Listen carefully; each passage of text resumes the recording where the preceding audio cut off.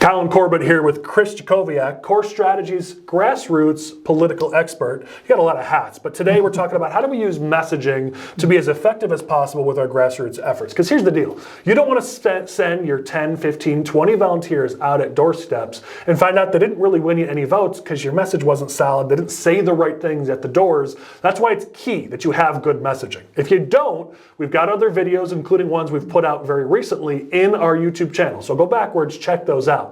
We're assuming here you've got messaging. And so, Chris, when it comes to grassroots efforts, how important is having really effective messaging? Well, I think messaging is probably the make or break thing when it comes to knocking on doors. It doesn't matter how good the person at the door is for your campaign, if you actually don't have something quality for them to say when they're actually talking to a voter, and not even just at the doors. We're talking phone banking, we're talking text banking, any type of person-to-person interaction. You need your people saying something effective or you're not going to get anywhere. Every election cycle, I go to GOP meetings across the Chicagoland area and across the state, and I hear candidates talk about how many doors they've knocked on, the conversations that they've had with voters. But when you ask them actually, what did you talk to those voters about? They come back with simple, basic national issues that no voter actually cares about and no voter is actually going to be persuaded by. So you need unique, individualized messaging for your campaign when you go to your doors, because each voter that you talk to is going to have something different that they want to hear from a politician or a candidate. When you go to a door and you notice that they've got an American flag outside or they've got a Proud Union Home sign, you can identify certain issues with that individual voter. But you need strong messaging to say, this person's a union household. I can reflect my support for these issues, be it infrastructure spending, be it the cost of living and how to make cost affordable for working families. You know what type of messaging you can look back to when you talk to individual voters. If you're just parroting the same standard talking points that the Republican Party, the Democratic Party, whoever you're representing is supporting, you're not going to be anything unique to that voter at the door because they've already heard it before. So your messaging needs to be unique and specified to your individual race. And that's my rule when it comes to campaigns. I'm not a grassroots expert like Chris, but I don't care about how many doors you knocked on, how many calls you made. I want to know how many pluses did you get? How many votes did you earn? I've been doing that since 2012 because I remember back in 2012 when Romney lost to Obama, the RNC was crowing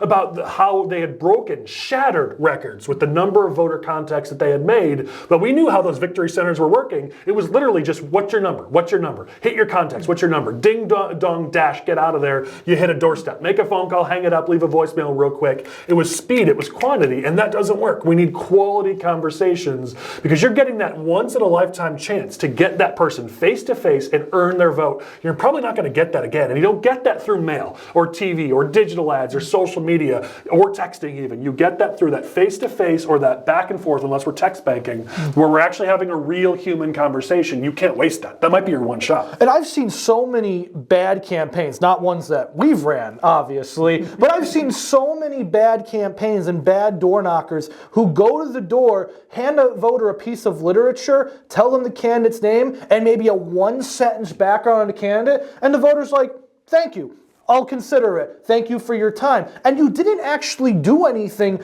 meaningful to persuade that voter to vote for your candidate. That was about as impactful as a yard sign. That was it. Because they're going to see the name on the yard sign too. So what else did you accomplish? Exactly. Now you might have gotten somewhere because you handed them your literature, and ideally your literature has your messaging on it. But if your literature doesn't have messaging on it, if it maybe just has a short bio or something. Real. I mean, I know we like printing up literature for candidates because it's great, but the problem is it's going right to the trash can. So, right. I mean, most people aren't actually even going to read that literature. But either way, you want that conversation to be impactful. Right, because you want the voter, when they actually look at the walk piece or the door hanger that you've put in front of them, they actually want to read it and say, wow, that was a very impactful conversation I just had with that candidate or I just had with that door knocker. I'm actually going to look into this guy. Well, and Chris mentioned like the union stuff that you might see on your way into the door or the American flag or the Don't Tread on Me flag or the NRA sticker. I always like to tell candidates when you're knocking on doors, what's the one thing you must do? It's not period, or exclamation point, it's question mark. Your superpower is the question mark.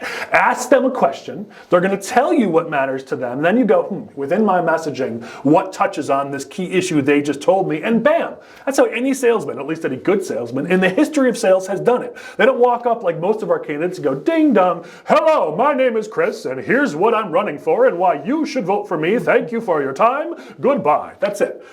The good door knockers are, hey, I'm running for office, but I don't matter here. What are you facing? What is your family struggling with? Let me know how I can help. What can I do for you? Ask them some sort of a question. Chris may have even a better version. And then when they tell you the answer, it's cheating. They just told you how to earn their vote. And exactly. And if you have concrete messaging tailored for your campaign, any question, any answer to your question that you ask the voter, you should be able to turn back and ask them. Now, every so often, you're going to get the sovereign citizen who goes off and spouts something that you have no idea what they're talking about. But the key thing is, even if you don't know what they're talking about, you can always go back to your messaging, which has been proven to actually engage with the voter on even a subconscious level, because you've made it seem, or you've made it clear to the voter, in fact, that you, at the very least, are listening to their concerns and want to present them solutions to whatever concerns they might have on whatever issue that they're bringing to the table. Even if it's not something specific to your messaging, you can still always bring your messaging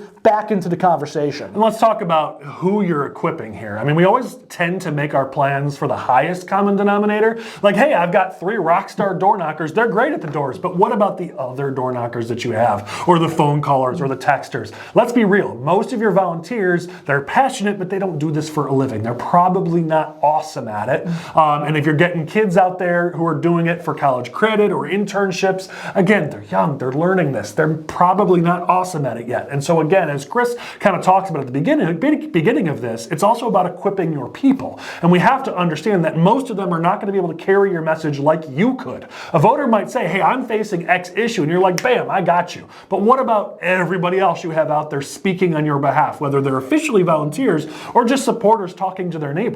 Those are the kinds of people. It's not just you, it's everyone else involved in your race that your messaging will equip. So no matter what conversations are being had about your race, you know it's being had within the confines of what you've already decided, this is how I'm going to win.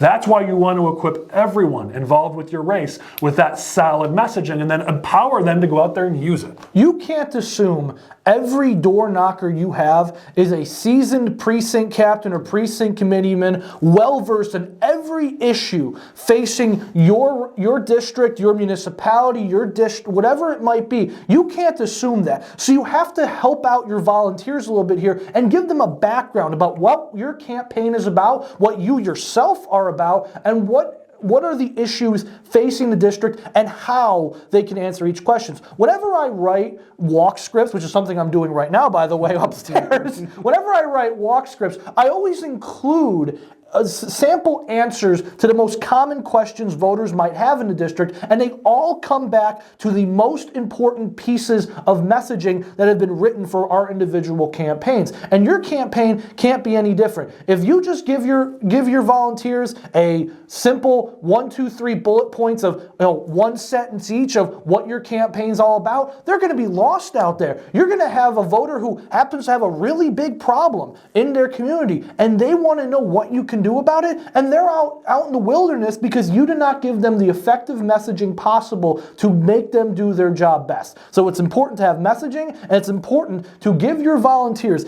every possible way to answer the most questions that could happen at a door, on the phone, or if you're texting someone. Yeah, and I want to close with, I'm going to butcher a Maya Angelou quote, but basically the essence of what she said was, people will forget what you said, but they'll never forget how you made them feel. And the idea here is if you can equip your people with what to say, then they're going to be confident in its delivery. They're going to be able to have those confident conversations with the voter person to person, on social media, over text. They're going to be able to make their audience, whoever that voter is, feel good. Feel like, okay, these people have a plan. They're on top of things. I can trust them. Elections are all about feelings. I wish it wasn't the case. We'd be out of a job if people just voted based on the facts, and that'd be awesome because our democracy, our republic would be saved. But at the end of the day, that's not the reality. reality. People vote based on how they feel. And so you want to make them feel good, feel confident, feel like they can trust you. And so again, being able to show that level of confidence, not just you, but all the people involved with your race, because you've got the answers right there ready to go, instills that level of momentum you need to win a race. And so again, as much as I wish the reality was different, because people vote on their feelings, this messaging will help you build up those positive feelings as you get closer and closer to election day.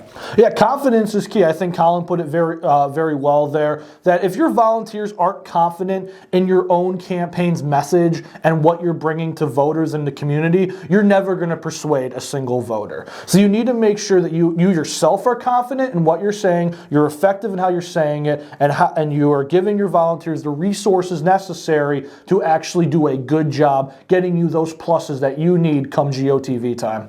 He's Chris. I'm Collin at Core Strategies. If you need help with this, as Chris said, he's right now, we just dragged him downstairs to shoot this video in our studio. He's right now doing this work for a lot of our campaigns throughout the state of Illinois, and he's ready to help you too. So give him a call. We'd be happy to help you with this so we can make sure you go out there and you win, because why else are we doing this unless it's to win? Let's get out there, let's kick some butt.